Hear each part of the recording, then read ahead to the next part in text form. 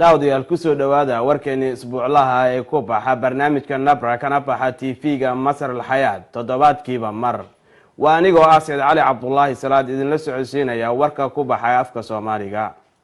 daawadayaal haatan ku soo dhawaada warkeeni ciyaaryahanka kubadda cagta ee reer Senegal iyo kooxda Liverpool Sadio Mane ku guuleystay laacibka ugu fiican Afrika. bandhig loogu magac daray bandhigga socdaalka iyo dalxiiska oo ayaa ka dhacay caasimadda Soomaaliya ee Muqdisho. daawadayaal haatan ku soo dhawaada warkeeni faahfaahsan.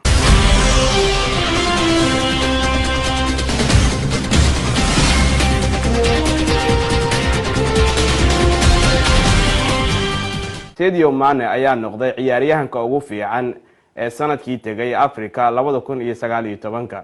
xidiga reer Senegal iyo kooxda Liverpool Sadio Mane ayaa ku guuleystay laacibka ugu fiican Afrika ee sanadkii tagay. abaalmarintani ayaa waxaa kula tartamayay xidiga kubadda cagta ee reer Masar Mohamed Salah iyo Riyad Mahrez oo ka wada ciyaaraan dalkaasi Ingiriiska. Sadio Mane ayaana tahay markiisii ugu horeysay oo uu ku guuleysto laacibka ugu fiican ee Afrika. xafladani ayaana waxa ay ka dhacday magaalada Qardaqa oo ah goob loo dalxiis tago.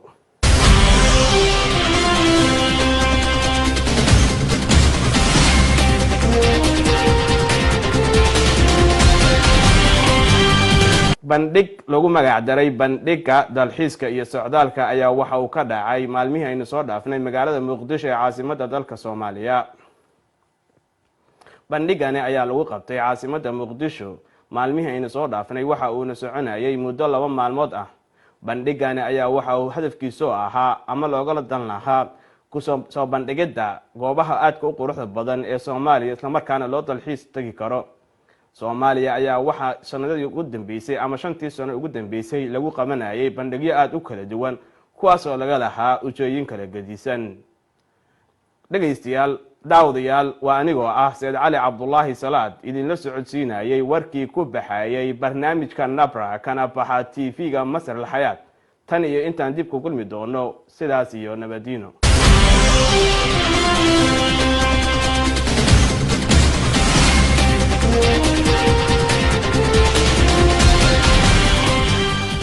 أعزائي المشاهدين أهلا بحضراتكم. رجعنا لحضراتكم بعد نشرة الأخبار باللغات الإفريقية. كان معنا نشرة الأخبار باللغة السواحلية